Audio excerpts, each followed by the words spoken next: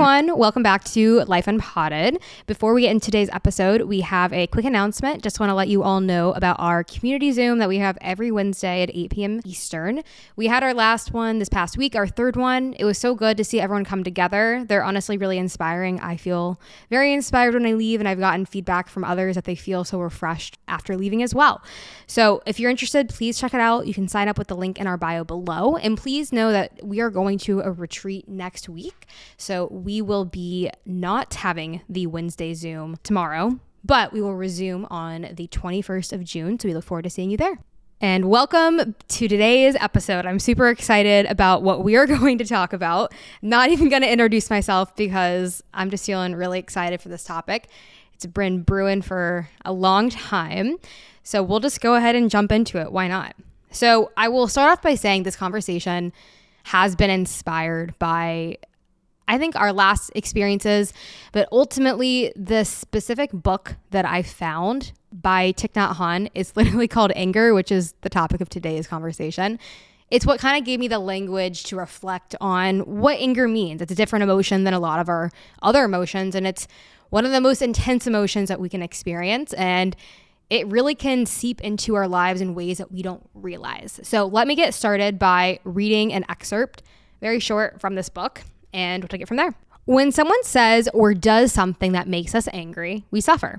We tend to say or do something back to make the other suffer, with the hope that we will suffer less. We think, I want to punish you. I want to make you suffer because you have made me suffer. And when I see you suffer a lot, I will feel better. Many of us are inclined to believe in such a childish practice. The fact is that when you make the other suffer, he will try to find relief by making you suffer more. The result is an escalation of suffering on both sides. Both of you need compassion and help. Neither of you needs punishment. When you get angry, go back to yourself and take very good care of your anger. And when someone makes you suffer, go back and take care of your suffering, your anger. Do not say or do anything. Whatever you say or do in a state of anger may cause more damage in your relationship. Most of us don't do that. We don't want to go back to ourselves. We want to follow the other person in order to punish him or her. It's a great quote. So anger is such a specific feeling, and it really can permeate every square inch of a room so quickly. It is the root of all of our suffering. Anger is the antithesis of joy and love and enjoyment. And when we resist our anger, we only perpetuate it. So something that I'll just start off by saying is that my recent experience with the help of this book is that I realized that we can change our anger and transform our anger into love when we nurture it. Whenever we feel angry, we have to look at our little anger, give it all the love that it needs, nurture it, and it can be transformed to love. And this happened to me this afternoon. And let me tell you, if you listened to our episode like 2 weeks ago, I was not in a great place. So it took some time, but that's why we want to discuss this today on our episode. And I'm just really excited to talk about this because I think it's super transformational. That's a great quote. That's a really great quote. And I think it's really interesting because, so this is Sophie talking now. That was Daisy who introduced. I always wonder if people can tell who's talking because I know our voices are kind of similar, but 2 weeks ago, you weren't feeling that great. Today, I'm just struggling a lot. And it's just so interesting, like you have so much clarity right now, and I don't. Like, I really don't have much clarity right now, and I'm actually kind of caught up in anger, like I have been today. So I think this is going to be an interesting conversation to work through that, and maybe I will take something away. Maybe it will help me break these walls of anger down. But what I find so interesting about that quote is when anger comes up, when you all of a sudden just start feeling anger, and you're with somebody else, it's like you don't want them to be happy because you're not happy. And I've experienced so many times in my relationship and friendships with family members of like this desire to almost want to punish people, wanting people to feel the feelings I'm feeling. Well, if I'm feeling really angry, why am I gonna let go of this? Because if I let go of this, then you're not gonna suffer.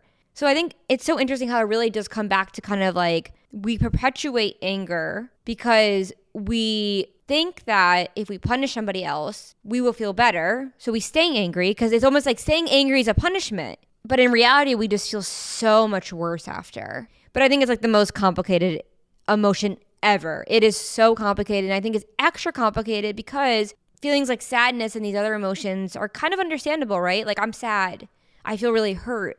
But it's like anger is like it's a layer that's built upon all these other emotions. So it's like what is anger really ever the reason? Like are we ever angry or are we always hurt? It's so interesting because I mean, as many of our listeners probably are in therapy, I'm in therapy, and something that he says in this book goes almost directly against, you know, a part of the idea of therapy, which I found really fascinating, particularly with anger.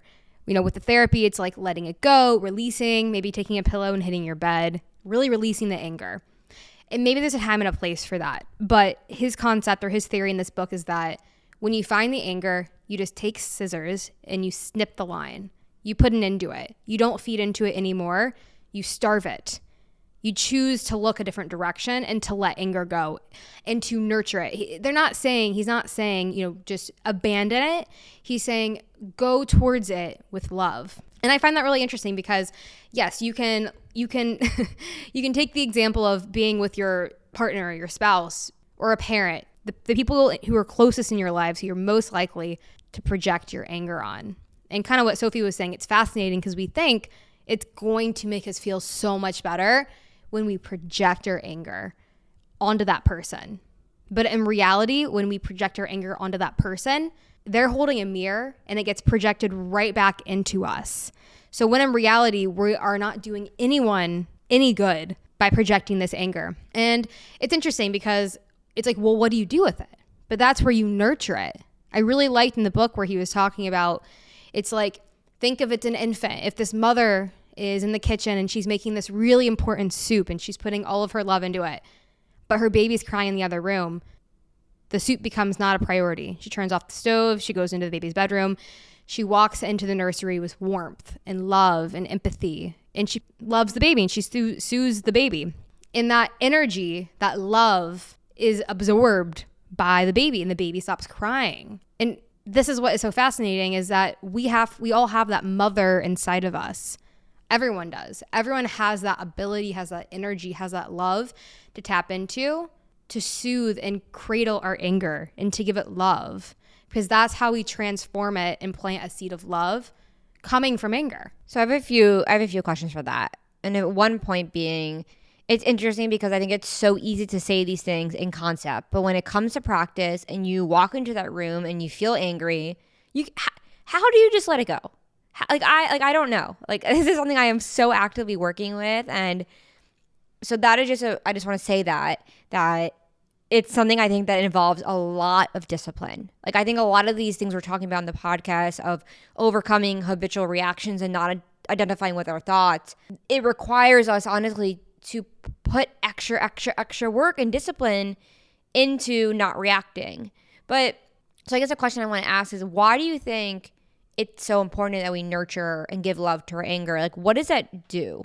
I mean, one way, there's a million ways to look at this, but I think one way to look at it is the classic example of you have matches and matches take fire. Well, there's an entire row of matches and they all have flame. Say that flame is the anger. If the match in front of the flamed match gets wet, it can't catch fire. It can't catch the anger. So that wet match, what it's really doing is it's nurturing and it's loving its anger. And that way you're going to stop anger in its tracks.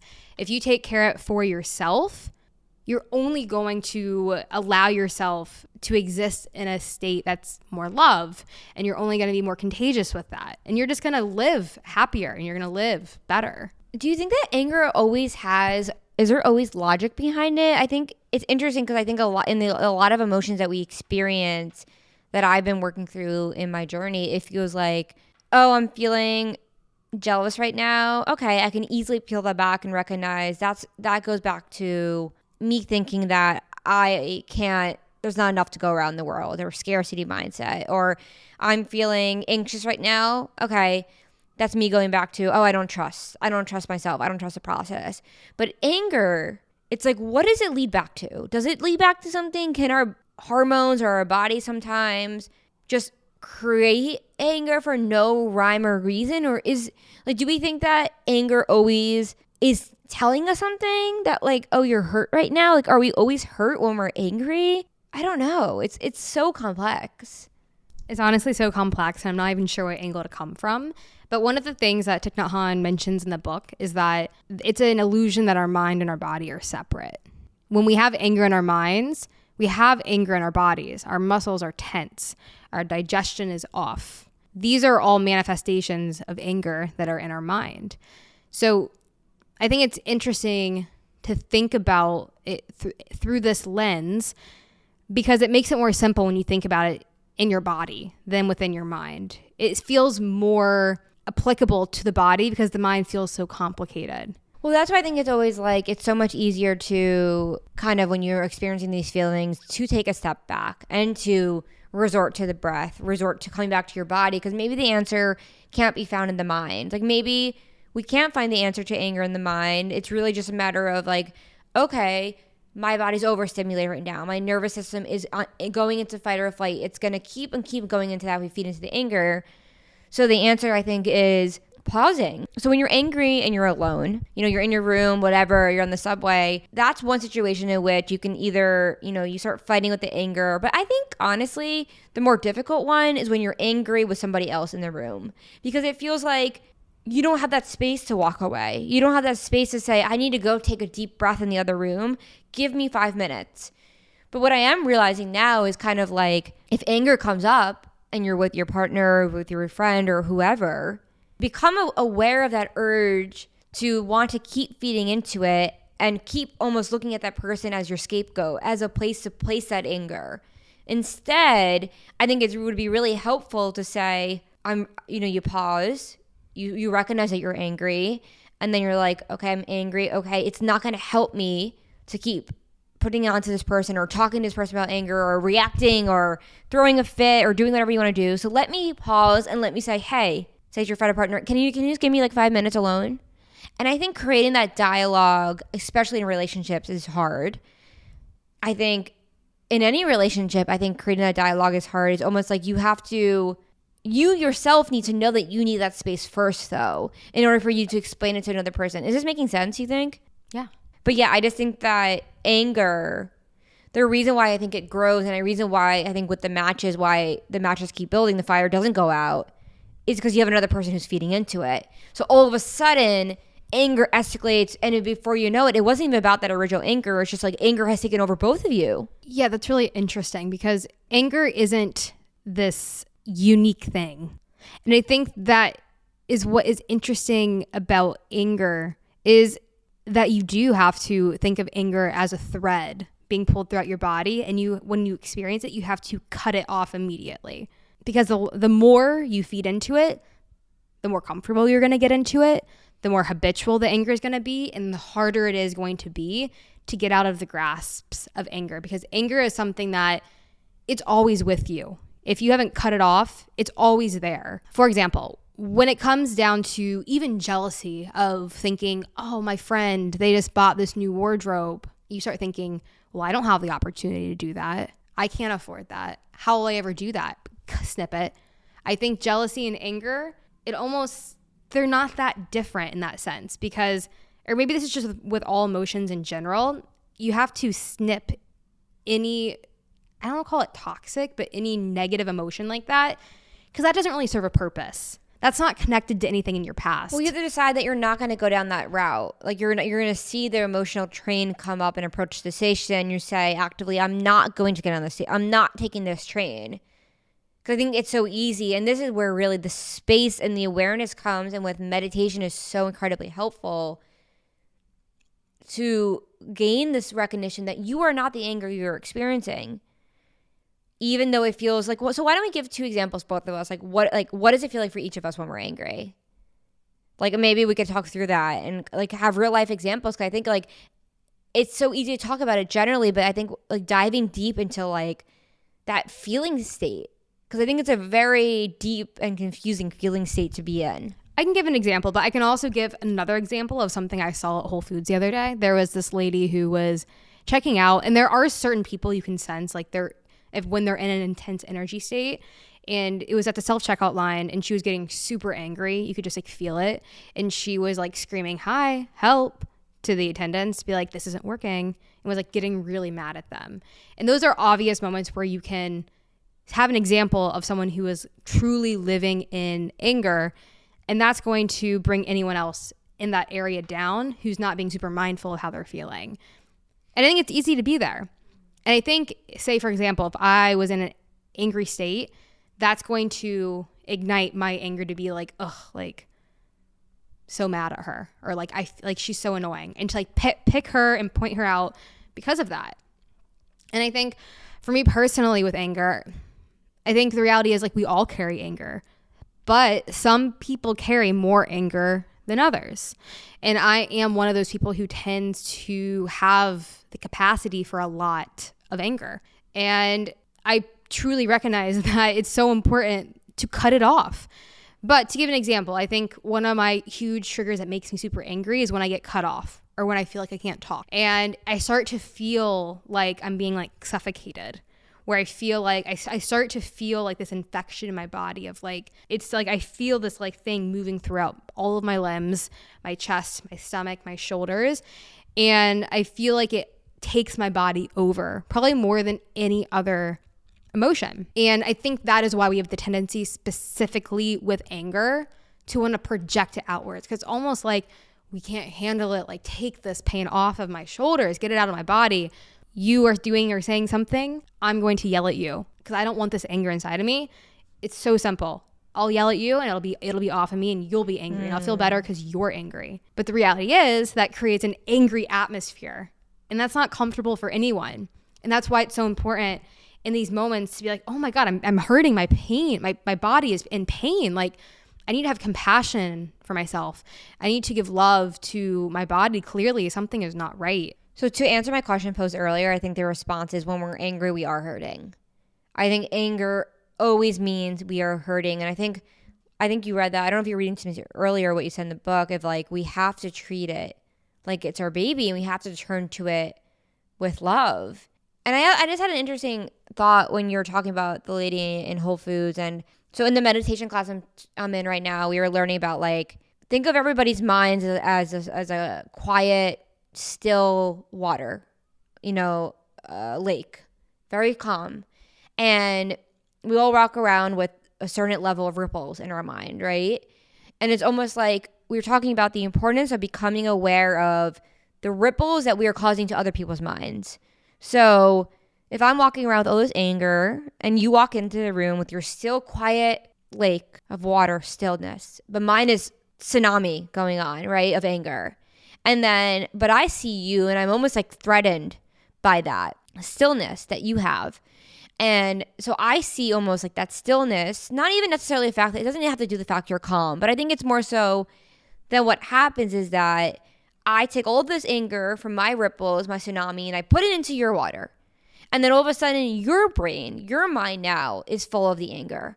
So I think it's important to really recognize it's like, we should not be putting our feelings on other people. That other person that you're with does not deserve for their calm, tranquil lake to now turn into a tsunami simply because you're experiencing that. And I think it's really, really interesting what you said about we do want to get anger off our chest. We don't want to experience it. And I think that is why anger is so difficult, because it's like we don't want to experience it. We almost feel like we're judging the fact that I'm angry. Every single time I'm angry, I'm like, oh, like I'm just so angry. Like I just like I just feel so mad right now and I feel so uncomfortable and I just feel so, I hate this feeling, so I don't want to feel it. And I think that I think exactly why we do project it is because exactly what you said, Daisy. I think it's like, get this off of me. Like get this away from me. But what if we could say, oh wow, like your body is telling you a message that you're hurt right now. Like you can't, if you push this off and you say, get out of me, it's the same way of like slapping yourself in the face. Like you're kind of like slapping yourself in the face and being like, well, screw you, body or heart or soul or whatever. Like I don't care that you're upset. I'm going to react. So I think it's making more sense now of like all our emotions, like we have to come back from a place of love, because that's the only way I think to heal and cut the scissor and break the cord of the reactive cycle. I feel like a golden retriever listening to you, because I'm like, yeah, I have a lot to say. I have a lot to say. Well, first of all, something that came to mind was, think of like when we're in grade school or high school and there's the rebellious kid, the kid who's angry, the kid who shouts things during class. When in reality, this person's just really hurt and they just need love. I think it's really example, the more angry you are, the more love you need. And isn't it such a relief to hear that you can give yourself that love? You can surrender to it. And I think something that's helpful to start is by telling like your partner, when you do realize you're angry and like your body is hurting, instead of, set a boundary, be like, I'm not going to project this onto you, but I'm really fucking angry right now. Just let them know. So something else that Thich Nhat Hanh said that was super interesting, I love saying his name, it's so fun, was that there are people who are genuinely really unaware of this. And you have to have empathy for that because you at one point were very unaware of this. And to someone who's not aware of their anger, they just need to unload onto someone else everything they're angry about. And the very worst thing you can do is ignore that person because they're not going to get a sense of relief. So he was saying one of the best things you can do is just to practice mindful listening. And this is something that I felt was difficult for me because I have a tendency to emotionally get involved with other people who are angry because it's such a trigger for me. So I don't think this necessarily means to like give yourself to someone else's anger, simply just to hold space and just mentally to listen to them because that gives them a sense of relief and they're able to move on with their day. And I don't think that we can necessarily start being aware of our anger. Maybe it has to start there of just being able to release it because you don't want anger to be perpetuated within anyone. And you have to have compassion for those who don't have relief other than verbally expressing anger through words. Well, when I think when you're going down this like spiritual awakening, healing, awareness journey, basically coming off of autopilot, I've had the recognition that our emotions are always reflecting back to some deep inner state that we're struggling with. Like ultimately, like everyone is kind of suffering, right? Like we're all suffering. We all have all these deep wounds of emotions that have not been given the proper attention to. But I think it's so easy to, for example, in the meditation class I was in last night, there's a girl in there, she's chatting about someone at work who has notoriously been angry and how people don't like this coworker. They don't like her and everyone avoids her and no one wants to be around her. And she was sharing how she kind of had this shift in her of being like, what if I invited her out with us? What if I, the coworker, invited the other coworker out who notoriously everyone in the office doesn't like? What would happen then? So she did. And what she found was by doing an act that everybody else avoided, by treating somebody in a way that deviated from the way they're normally treated. So say there's somebody that everyone hates, or there's somebody that, like, oh, your parent, well, everyone in the family treats that parent like that because they're an angry person and we've created this narrative that they're this person. When you decide to pop the bubble of the narrative that you create about this person, do something different. Like in this example, I'm going to invite them to hang out with us, which has never happened before. What does she find? Oh, wow, this person kind of was really open and their guard came down. Why were they so angry before? Maybe because this self-fulfilling prophecy created by the office that they got excluded and they were so hurt. So it's like, I'm not sure if that example makes complete sense, but I think it's the point of like, when we don't question why people might be angry, when there's somebody in your life who you're like, oh, I just can't stand this person. They're always angry. They're always angry. What if we switch the dialogue to ask, well, what are they going through? How do they feel? And how am I acting that is perpetuating that anger? How am I facilitating that? Because if we don't question it and we don't create the room to say, oh, wow, that person beneath all that anger is a heart beating that wants love too, we run the risk of forgetting that that person is also a human. And we get back into the individualistic, the ego, competitive mind. And we fall so far away of like, oh, wow, I've been there before.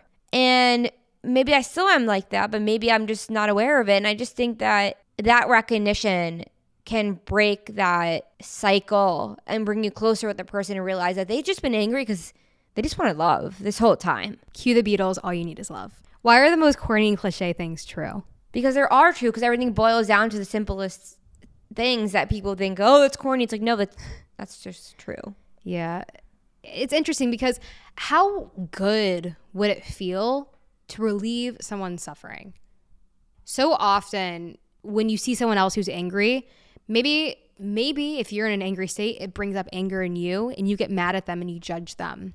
And what are you doing there? Even though if you're not saying anything, that judgment's making you feel better, quote unquote, because you feel like by seeing their anger, it's making you angry, and by judging them, it's relieving your anger.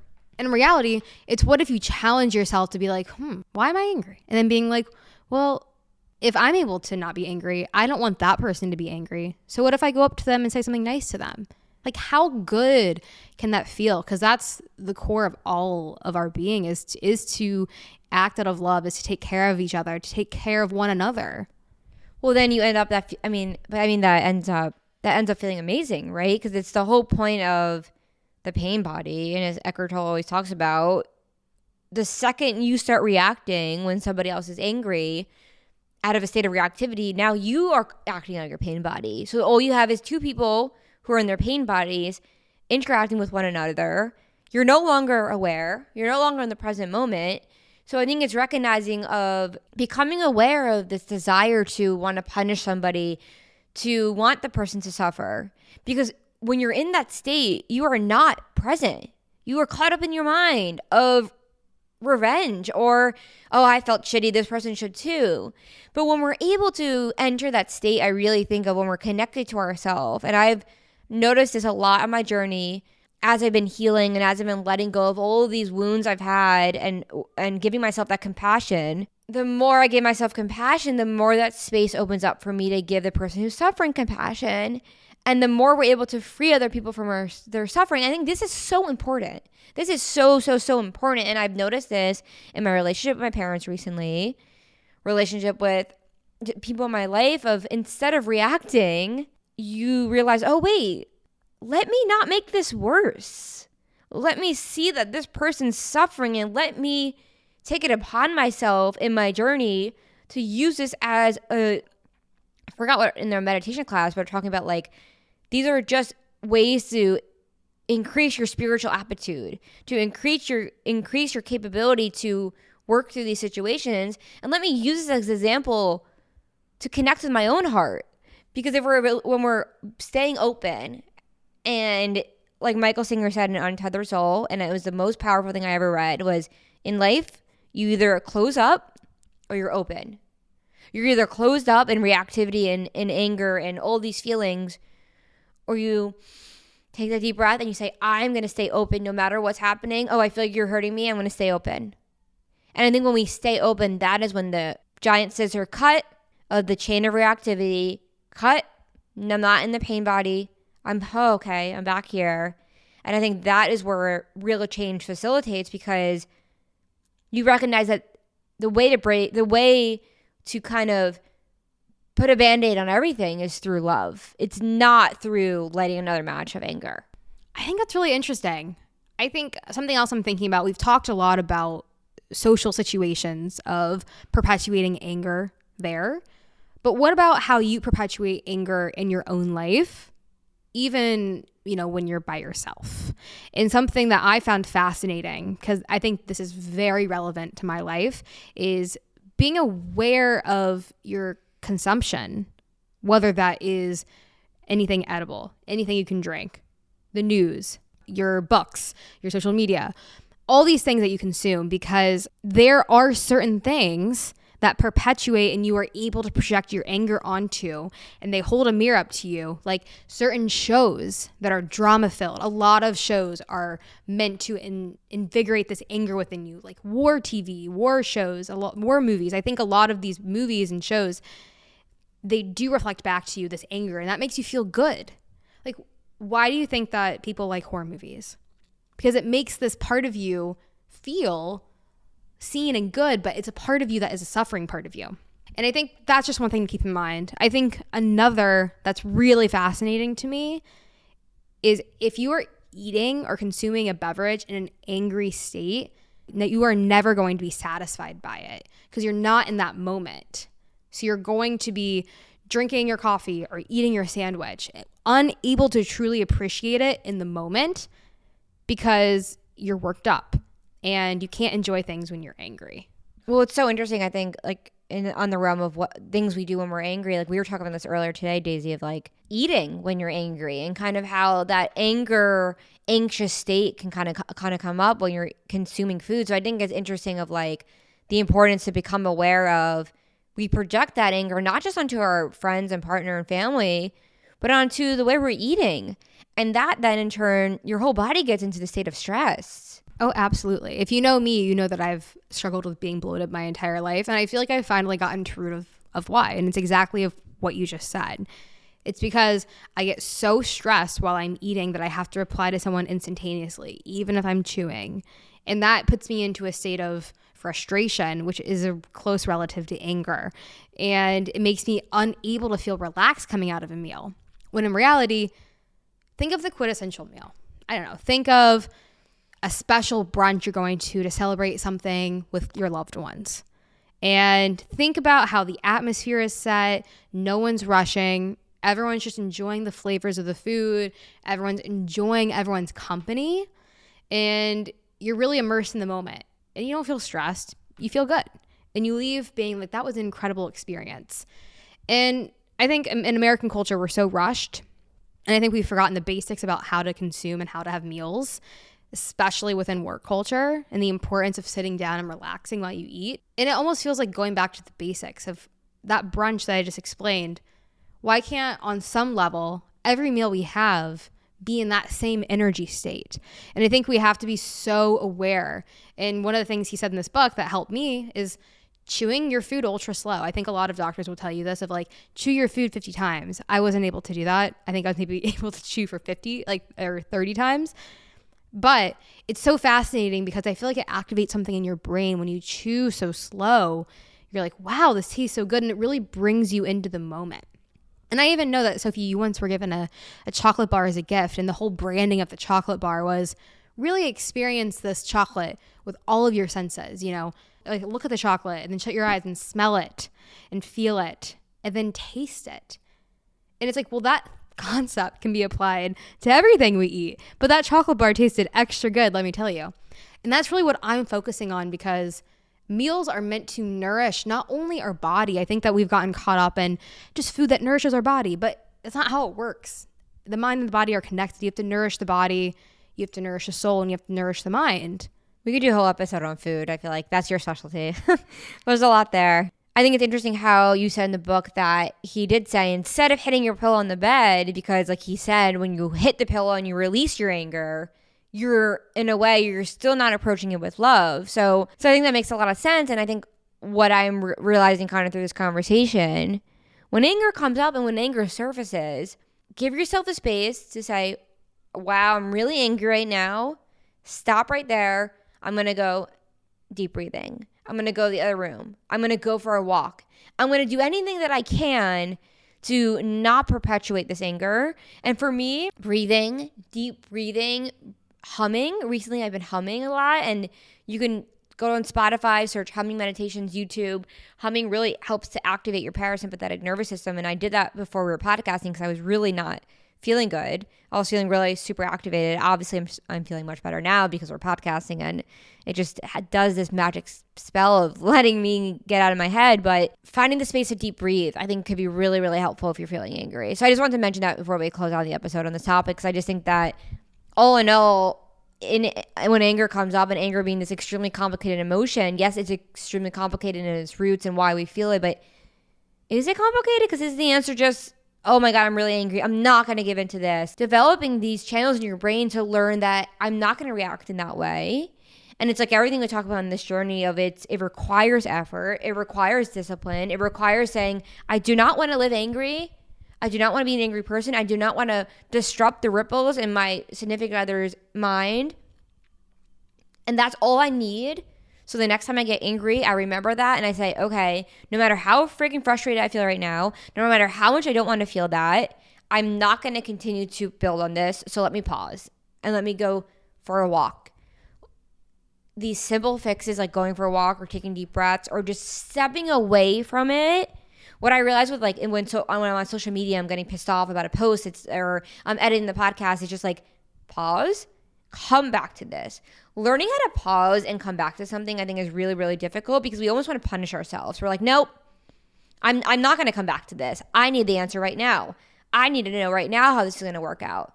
But that is just another way of self-sabotaging. So I think in this journey, it's really important to develop the recognition that we have to become aware of the times when we need to just pause, when we need to just take a deep breath, and we need to just let go and walk away from this right now. Because if we don't, we run the risk of not only entering this really, really deep state in our own pain body, perpetuating the anger, perpetuating the pain, but also disrupting your friend or your partner who did nothing to you. And why would we want to do that? Why would any of us want that? Mm-hmm. I think it's beautifully said, because no one wants to function off of anger. Come on. No one wants to live a life full of anger. No one wants that. No. That's the funny thing, is no one wants to live that way. No, but people just, it's a cycle that you don't know how to get out of. And I have to say something that's like really important and truly, like, just to briefly touch on before we close out as like a piece of, I don't know, a next step or something to grasp as a way to, you know, get your mind in the right place so that you're not operating out of anger, is get off of social media. Like, if you're like spending all of your spare time on social media, your input is so important. And for me personally, if I would have been, like, I've taken a break from social media. If I would have not done that, I probably wouldn't have spent an hour at Strand Bookstore looking for books. And this particular book really shaped my mind on this topic and gave me a way out. And, you know, we are not Thich Nhat Hanh. Like, we are nowhere near this man who was so profound. He has over 100 books.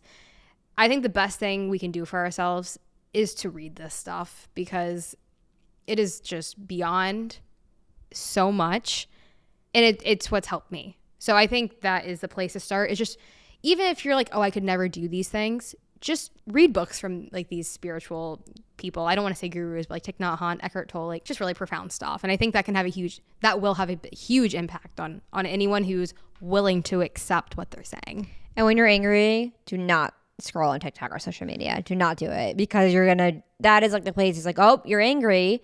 Now all of a sudden you're on social media. Oh, I'm jealous. Oh, I'm insecure. It's like these emotions build.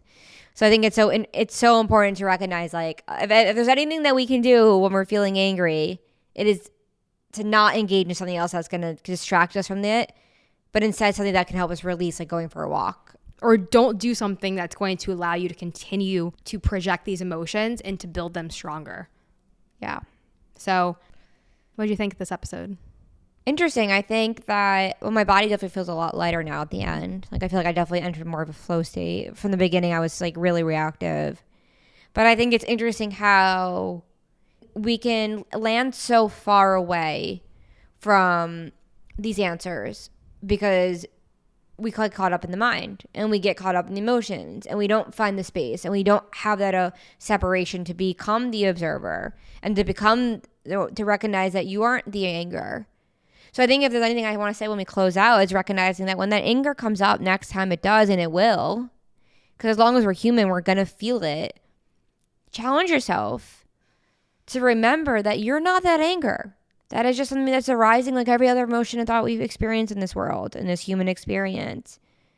And that higher self, this more aware being, is not one that gets entrapped in this emotion of anger, because it knows that it's much more powerful than that. It's everything, right? Like, you know, it's interesting. I feel like throughout these episodes, by the end of it, I'm like, right, of course, like, we're these amazing beings existing in this earth, and we have this higher self. We have this capacity to not be caught up in the material world and these thoughts and emotions. And I think it's just recognizing that, like, you don't need to be defined by all these feelings, because your being and your existence on this earth is so much more than just that.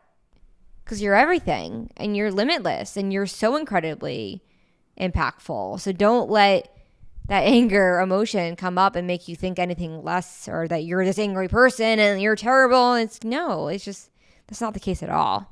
And something else I just want to note, I know we're notorious for closing out 10 minutes and then we're still talking, but I feel like there's a part of me that judges, you know, being like, oh, these spiritual concept or these spiritual leaders. And Toby and I were discussing this, and something she said made me feel a lot better about it. the reason we're exploring spirituality and these concepts and these leaders is really because it's not about worshiping someone else by any means or, trying to be something. It's literally neither of those things. It's just allowing you to like live your life to the most enjoyable point and enjoy as many moments that you possibly can, and just not letting your mind control you. So I just want to make that caveat to help others understand where I'm coming from with discussing these topics, because that's my goal, is to just have fun. Like, these topics may come off serious or deep, but the reality is having these conversations on these topics is what allows me to be my freest, most natural, most fun person. So I also want to let you know the book that I'm referencing, and if you struggle with anger at all, I would say just order it. This book was $10. It's from like 2001. But it's by Thich Nhat Hanh, and it's just literally called Anger, Wisdom for Cooling the Flames. We're going to create a recommended book list for you guys of all these books we talk about on the podcast. So you can go there, buy them. We'll link to Amazon. And I think that'd be really helpful. But I think, like you said, Daisy, it's really important to reference. Like, yes, Thich Nhat Hanh is certainly a guru, but we're not worshiping anyone. We're not saying that anyone should worship anyone, This is just about gaining knowledge from people who have perhaps reached these recognitions that we're trying to reach, and learning from them, because that's all we can really do in this process on this journey is learn from ourselves and learn from others, and knowing to have the discernment of saying, oh, that's someone I want to learn from. Oh, that's not someone I want to learn from. I think that's something else we could talk about. So many things to talk about.